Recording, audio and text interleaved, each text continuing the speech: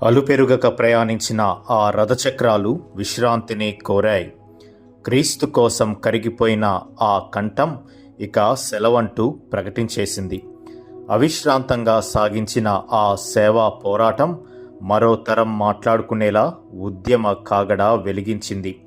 క్రీస్తు మాటలతో ఎందరో హృదయాలను స్పృశించిన ఆ ప్రసంగాల మణిహారం కనుమరుగైంది.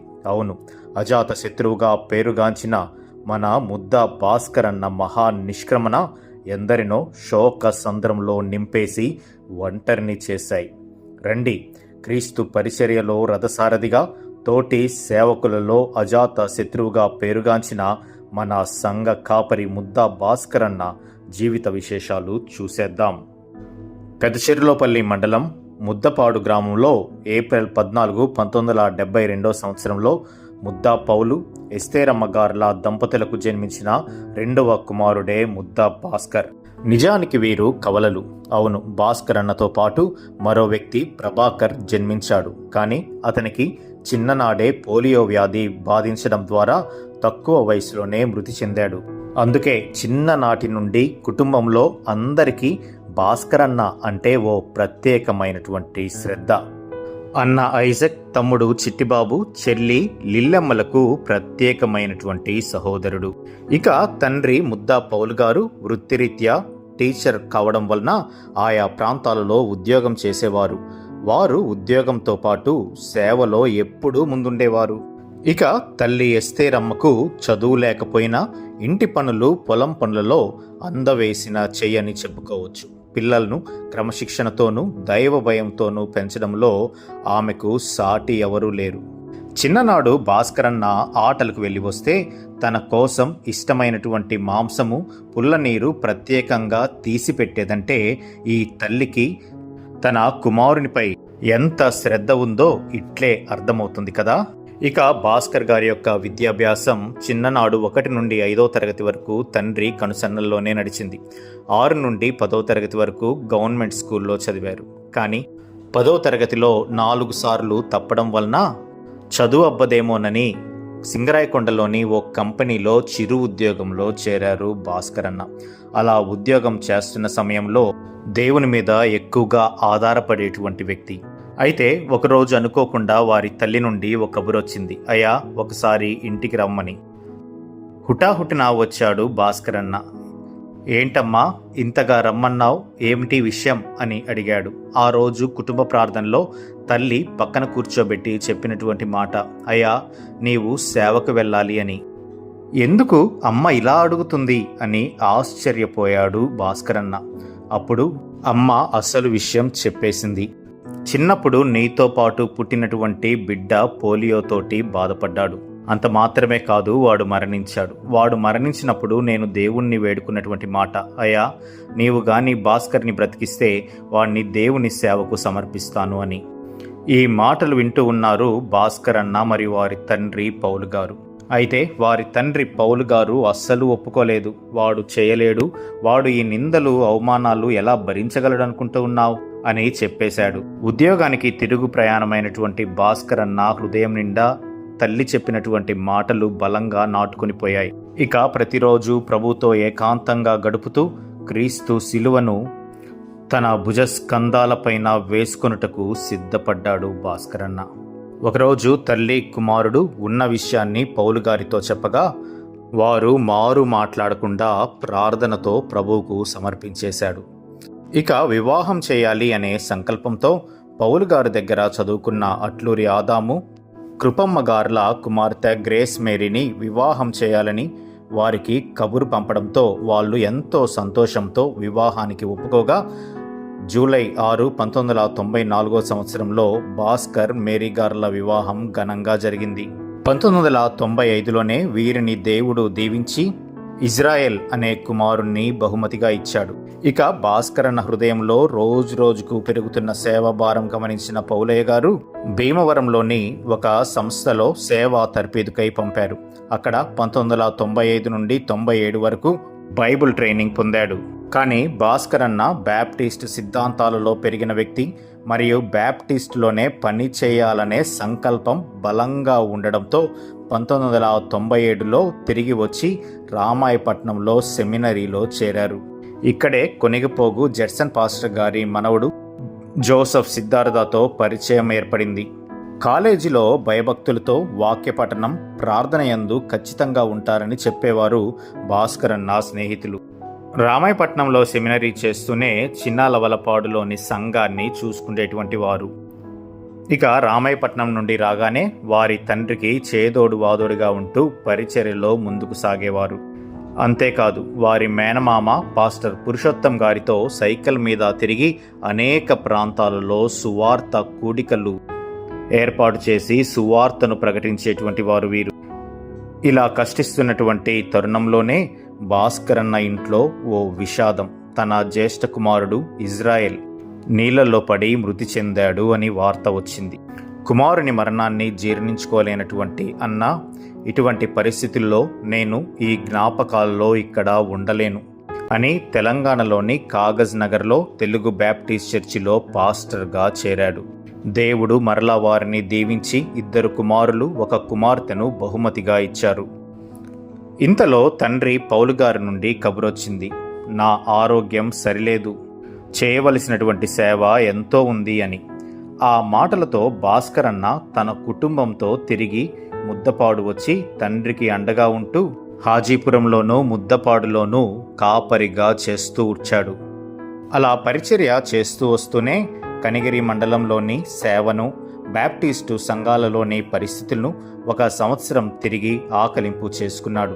సరైన వాక్యం అందిస్తే నా ప్రజలు మారతారు అని గ్రహింపుతో కనిగిరి ప్రాంతం కోసం భారంగా ప్రార్థించేవారు. వాక్య ధ్యానం కోసం రాత్రులు కూర్చుంటే సూర్యుడు ఉదయించే వరకు ధ్యానించి ప్రార్థించేవాడంటే మనం అర్థం చేసుకోవచ్చు అన్న దేవుని కోసం ఎంతగా కరిగిపోయాడో. ఇక అనేక సందర్భాలలో ఆర్థిక ఇబ్బందులు చుట్టుముట్టేవి. ఆర్థిక ఇబ్బందులు చుట్టుముట్టినప్పుడల్లా చాలామంది ఇచ్చిన సలహా, నీవెందుకు చిరు ఉద్యోగం చేసుకుంటూ సేవ చేయకూడదు అని. అందుకు చిరునవ్వుతో భాస్కర్ అన్న ఇచ్చే సమాధానం, నా గమ్యం ఒక్కటే, సేవ కోసం జీవించడమే, వేరే ఆలోచన దరి చేరనివ్వను అని కరాఖండిగా చెప్పేవాడు. ఒకసారి భాస్కర్ అన్న సేవలో పాలిభాగస్థుడైన ప్రేమ్ కుమార్ పాస్టర్ గారు అన్నతో తిరిగి చెప్పిన మాట, భాస్కర్ అన్నతో కలిసి సేవ చేయడం అంటే దమ్ముండాలి, ఆ ప్రయాణాలు ఈ తరంలో చేయడం చాలా కష్టం. అంతే కదా, మాటల్లో కాదు సేవంటే, తన చేతల్లో చేసి చూపిన రోషమ గల వ్యక్తి భాస్కర్ అన్న. ఇలా సాగుతున్న సమయంలో మరో విషాదం. 2010లో తండ్రి పౌలు గారు ప్రభునందు నిద్రించారు. సేవా భారం పెరిగిపోయింది. కుటుంబ పోషణ తన మీద పడింది. అయినా వెరవలేదు. కుటుంబ బాధలు ఇతరులకు చెప్పేవాడే కాదు, తన లక్ష్యం నుండి వెనుతీయలేదు. అన్న హృదయంలో ఓ బలమైనటువంటి భారం ఉండేది. కనుమరుగవుతున్న బ్యాప్టిస్టు సిద్ధాంతాలు, సంఘాలలో లోక సంబంధమైన కార్యాలను వాక్యం ద్వారా తరిమి కొట్టాలి అని బలంగా నమ్మిన బ్యాప్టిస్టు వాది అతను. ప్రాణంగా ప్రేమించిన తండ్రి దూరమైన పరలోకపు తండ్రి వైపు చూస్తూ ముందున్న పరుగు పందెంలో ఓపికగా పరిగెత్తాడు. విరివిగా సేవ చేస్తూనే అనేక ప్రాంతాలలో సువార్తను అందించేవాడు. వాక్య విరుద్ధమైన బోధైన ప్రవర్తనైన నిర్ముఖమాటంగా ఖండించే శక్తి అతని సొంతం. ఇలా ముఖమాటం లేకుండా కరాఖండిగా చెప్పడం వలన ఆయన పద్ధతి మీద ఎంతో మంది నిందలు వేస్తూ మార్చుకోమని చెప్పారు. కానీ ఆయన చెప్పేటువంటి మాట ఒకటే, పౌలు గారి వలె బతుకుట క్రీస్తే, చావైతే మేలు అంటూ సాగాడు తన జీవిత యాత్రలో. ఇలా ముందుకు సాగుతున్న సమయంలో కనిగిరి ప్రాంతంలో ఉన్న కొంతమంది వేదాంత నాయకులు association of Telugu Baptist churches అనే సంస్థను ఏర్పాటు చేసి బ్యాప్టిస్టు సంఘాల పునరుజ్జీవం కోసం పాటుపడాలని డిసెంబర్ 12, 2012లో తీర్మానించారు. అదే సమయంలో వీరి పద్ధతులకు ఆకర్షితుడైనటువంటి భాస్కర్ అన్న బ్యాప్టిస్టు సంఘాల పునరుజ్జీవానికై దేవుడు నా ప్రార్థనలకు ఇచ్చినటువంటి జవాబు ఈ ఏటీబీసీ అంటూ క్రియాశీలకంగా పనిచేయడం మొదలుపెట్టాడు. అప్పటికే వీరి తండ్రి ఎస్టీబీసీలో పనిచేసినటువంటి అనుభవాలను దగ్గరగా చూసినటువంటి భాస్కర్ అన్న ఏటీబీసీకి దగ్గరయ్యాడు. వీరి ఆసక్తిని గమనించినటువంటి ఆనాటి ఏటీబీసీ ప్రెసిడెంట్ కోలా ఐజక్ గారు, సెక్రటరీ నేరెల్లా జైపాల్ గారు భాస్కర్ అన్నని ఫీల్డ్ ప్రెసిడెంట్గా ఎన్నుకున్నారు. ఫీల్డ్ నూతన కార్యవర్గమైనటువంటి ముద్దా భాస్కర్ గారు, జోసెఫ్ సిద్ధార్థ గారు, టిఎం ప్రభాకర్ గారిని ఎంతో ప్రోత్సహించేవారు.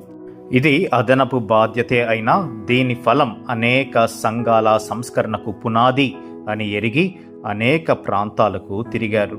ఈ ప్రయాణంలో reverend doctor KJ Vijay Kumar గారు, reverend doctor S Prakash Raj గారు, reverend doctor T John Babu గారు, రెవరెండ్ సిహెచ్ యేసుబాబు గారు, బొంత శామ్యుయల్ సజ్జన్ గారు, కుంచం జకరే గారు, జీవన్ జ్యోతి గారు, జగన్ గారు, బంగారయ్య గారు, జాన్ గురవయ్య గారు, నేదరపల్లి దానియేలు గారు, పాటిపండ్ల జేమ్స్ గారు ఉండేవారు.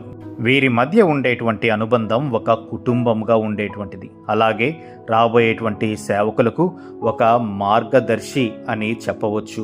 వీరు ప్రస్తుతం 5 రాష్ట్రాలకు విస్తరింపజేసి అంతర్జాతీయ స్థాయికి దీనిని తీసుకొని వెళ్లడంలో భాస్కర్ అన్న కూడా బలమైనటువంటి పాత్రగా ఉపయోగపడ్డారు అని అంటారు ఏటీబీసీ కార్యవర్గం. ఇక భాస్కర్ గారు స్నేహానికి ఎంతో విలువనిచ్చేవారు.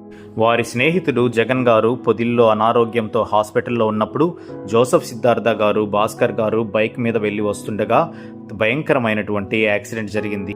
ఆ సమయంలో అచేతనంగా పడి ఉన్నటువంటి జోసెఫ్ సిద్ధార్థ గారిని చూసి ఇతను ఎలాగైనా బ్రతకాలి అని ఎంతో కష్టించాడు, ప్రార్థించాడు. దేవుని మహాకృపను బట్టి వారు సజీవంగా ఉన్నారు. ఇలా స్నేహితుల కోసం ఎక్కడికైనా ఎందాకైనా అంటూ ప్రయాణం సాగించేటువంటి వ్యక్తిత్వం కలిగినటువంటి శక్తి ఇతని సొంతం.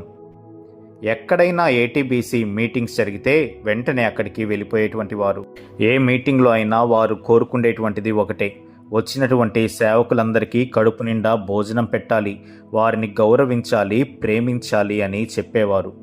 ఆ సంకల్పంతోనే జూలై 7వ తేదీన 2023 సంవత్సరంలో ఏటీబీసీ నాయకులందరినీ పిలిచి ఎంతో ఘనమైనటువంటి మీటింగ్ని కనిగిరిలో ఏర్పాటు చేశారు.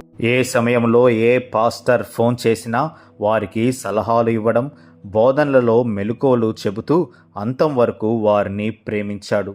అంత మాత్రమే కాదు, సంఘములో చిన్న చిన్న ఇబ్బందులు వచ్చినా సహించేవాడే తప్ప ఏనాడు ఎదురు మాట్లాడలేదు, తన కుటుంబాన్ని ఎదురు మాట్లాడనివ్వలేదు. అలా తన జీవితంలోని ప్రతి అడుగులో క్రీస్తు ప్రేమను పంచుతూ శ్రమలను సహిస్తూనే సాగాడు. అందుకే హాజీపురంలో ఉన్నటువంటి సంఘస్థులు ఆయన గురించి చెప్పేటువంటి మాట, ఇంత ఓపికగా పనిచేసే సేవకుడు మాకు ఇక దొరకరు అని అంటారు.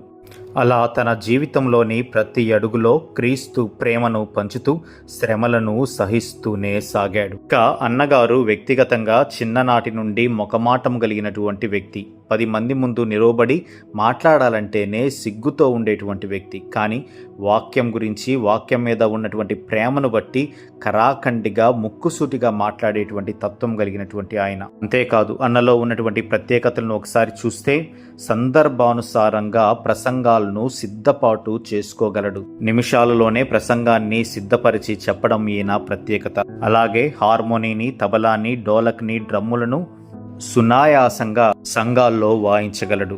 ఇక కుటుంబ బాధ్యతల విషయానికి వస్తే ఏనాడు కుటుంబ బాధ్యతలను నిర్లక్ష్యం చేసేటువంటి వ్యక్తి కాదు.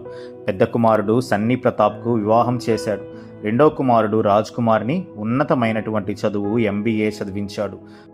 కూతురు అశ్వినిని వేణుకిచ్చి పెళ్లి చేసి తన మనవడు అన్వేష్ని చూడగలిగాడు. ఇలా కుటుంబ బాధ్యతల్లో ఎప్పుడూ శ్రద్ధగా ఉండేవాడు.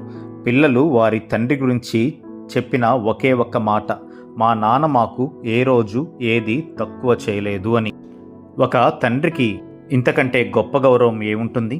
ఇక చివరిగా కష్టపడేటువంటి వారికి పదవులు వస్తూనే ఉంటాయనేటువంటిది ఎంత వాస్తవమో అది భాస్కర్ అన్న జీవితంలో జరిగింది. ఏపీ బిషప్ కౌన్సిల్ వారు 2023 సంవత్సరం నుంచి అన్నని డిస్ట్రిక్ట్ ప్రెసిడెంట్గా ఎంపిక చేశారు. తన హృదయంలో ఒక భారమైనటువంటి కోరిక, బ్యాప్టిస్టు ఫీల్డులన్నీ కూడా తిరిగి జనరల్ బాడీ జరిపి క్రొత్త వారికి అవకాశం ఇవ్వాలి అని కలలుగనేటువంటి వ్యక్తి.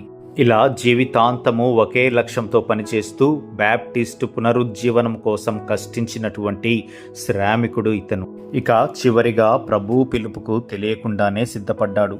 తన ద్వారా రక్షింపబడ్డ కుటుంబాలను తన ప్రాణ స్నేహితుడు జగన్కి పరిచయం చేశాడు. రెండవది, ఏటీబీసీ భవిష్యత్తులో ఓ శిఖరంగా ఉండాలని ఆకాంక్షించాడు. ఆ విషయాలను వారి స్నేహితులకు తెలిపేవాడు. మూడవదిగా, తన జీవిత చరిత్రను తన హస్తాలతో రాసి భద్రపరిచాడు. నాలుగవదిగా, ముందు రోజు తన ఆప్తమిత్రులందరితో మాట్లాడాడు.